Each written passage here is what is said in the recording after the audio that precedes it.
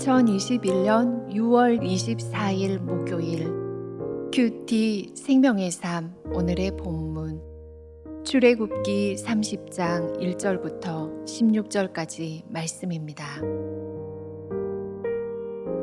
너는 분향할 제단을 만들지니 곧 조각목으로 만들되 길이가 한 규빗 너비가 한 규빗으로 네모가 반듯하게 하고 높이는 2 규빗으로 하며 그 뿔을 그것과 이어지게 하고 제단 상면과 전후 좌우면과 뿔을 순금으로 싸고 주위에 금테를 두를지며 금테 아래 양쪽에 금고리 둘을 만들되 곧 그 양쪽에 만들지니 이는 제단을 매는 채를 꿰을 곳이며 그 채를 조각목으로 만들고 금으로 싸고 그 제단을 증거궤 위 속죄소 맞은편 곧 증거궤 앞에 있는 휘장 밖에 두라. 그 속죄소는 내가 너와 만날 곳이며 아론이 아침마다 그 위에 향기로운 향을 사르되 등불을 손질할 때에 살을 찌며 또 저녁 때 등불을 켤 때에 살을 찌니 이 향은 너희가 대대로 여호와 앞에 끊지 못할지며 너희는 그 위에 다른 향을 사르지 말며 번제나 소제를 드리지 말며 전제의 술을 붓지 말며 아론이 1년에 한 번씩 이 향단 뿔을 위하여 속죄하되 속죄제의 피로 1년에 한 번씩 대대로 속죄할지니라. 이 제단은 여호와께 지극히 거룩하니라. 여호와께서 모세에게 말씀하여 이르시되 내가 이스라엘 자손의 수요를 조사할 때에 조사받은 각 사람은 그들을 계수할 때에 자기의 생명의 속전을 여호와께 드릴지니 이는 그들을 계수할 때에 그들 중에 질병이 없게 하려 함이라. 무릇 계수 중에 드는 자마다 성소의 세겔로 반 세겔을 낼지니 한 세겔은 20게라라. 그 반 세겔을 여호와께 드릴지며 계수 중에 드는 모든 자 곧 20살 이상 된 자가 여호와께 드리되 너희의 생명을 대속하기 위하여 여호와께 드릴 때에 부자라고 반 세겔에서 더 내지 말고 가난한 자라고 덜 내지 말지며 너는 이스라엘 자손에게서 속전을 취하여 회막 봉사에 쓰라. 이것이 여호와 앞에서 이스라엘 자손의 기념이 되어서 너희의 생명을 대속하리라. 아멘.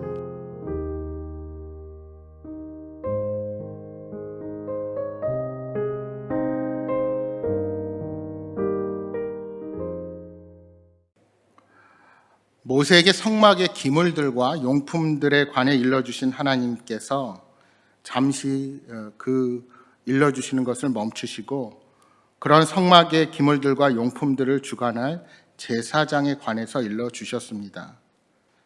즉 제사장의 거룩한 예복과 그 제사장의 위임식에 관해 설명을 하셨습니다. 그런데 하나님은 다시금 성막 기물들과 용품들에 관해 말씀하십니다. 앞서 일러주신 것들에 이어 계속해서 말씀하시는 것입니다. 본문 1절에 보시면 성막 안에 들어갈 분향단의 식양과 제작에 관한 말씀을 하십니다. 분향단은 하나님께 향을 피워 올리기 위한 제단입니다.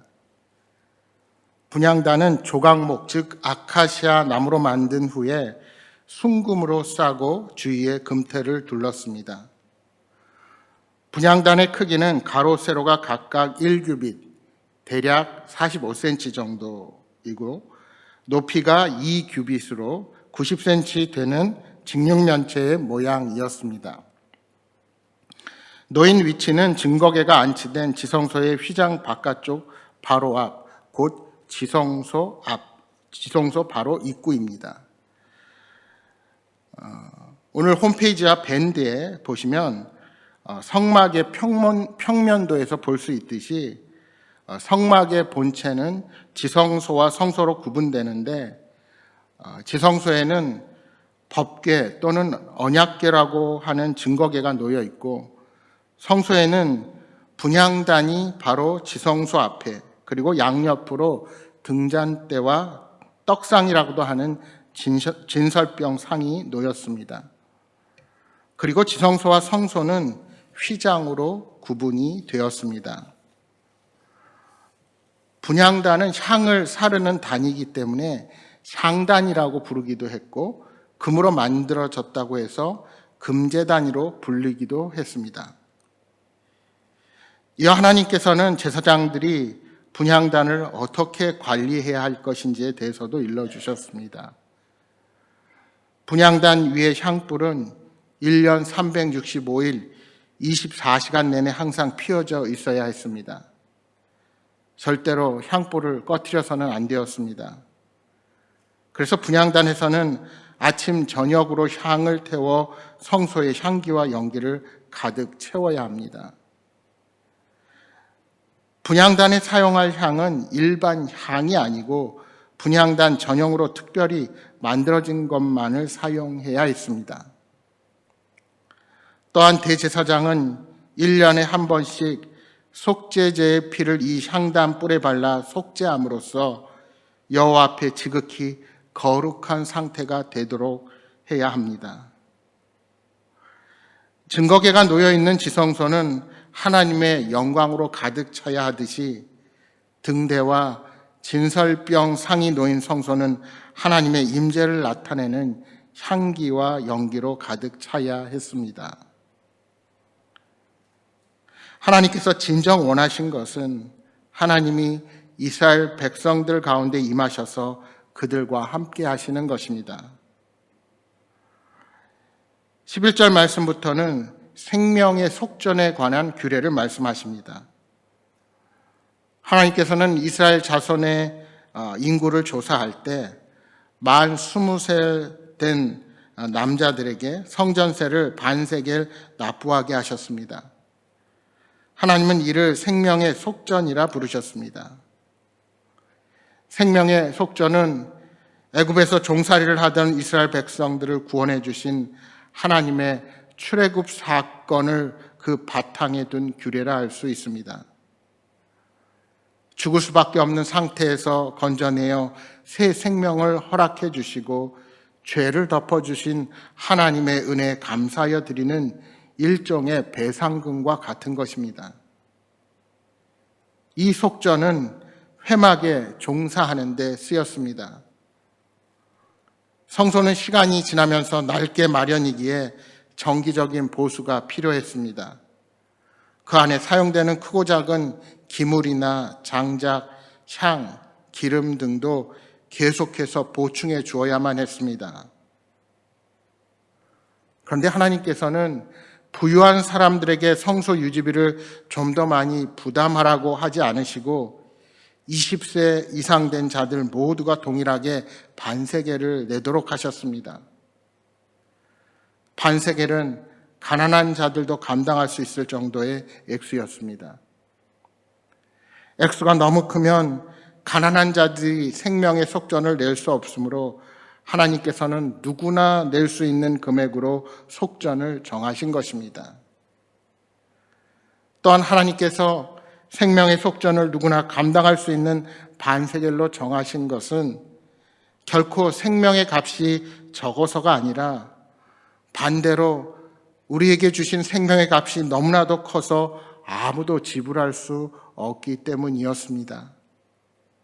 아무도 그 값을 지불할 수 없을 정도로 그 값이 크기에 누구나 낼 수 있는 액수로 생명의 속전을 내며 하나님의 은혜에 감사하게 한 것입니다. 따라서 진정한 속전은 사람이 내는 것이 아니라 하나님께서 대신 지불해 주셔야만 가능합니다. 이처럼 성소는 이스라엘에 속한 모든 백성이 생명을 드리는 헌신으로 유지되어야 했습니다. 오늘 우리들의 구원도 마찬가지입니다. 아무리 돈이 많은 부자라 할지라도 하나님께서 베푸신 구원을 돈으로 환산하여 갚을 수 없습니다.